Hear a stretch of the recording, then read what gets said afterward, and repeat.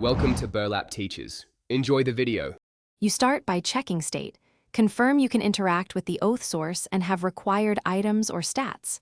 Once you see the oath status in the menu, pause other actions and record current stats and inventory. This prevents loss. Next, position your character where the interaction happens and equip any item that triggers oath removal.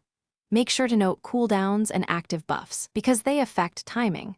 Start the removal attempt immediately after these checks to avoid extra complications. You now perform the detailed sequence. Use the specified item, then activate the skill or interaction that clears oath, following the exact order the game expects. Once done with the item, input the cancel or block command to prevent animation locks, because interruptions will reset the process. Make sure to watch resource bars closely. If stamina or mana dips too low, wait briefly for recovery, otherwise the removal can fail. Adjust timing by testing once or twice to refine your inputs. You finish by confirming the oath is removed. Reopen the status screen and compare to your initial recording. If it did not clear, try resetting the target area, drop and pick up items, or relog to clear transient states. Do not spam attempts because that can cause further issues.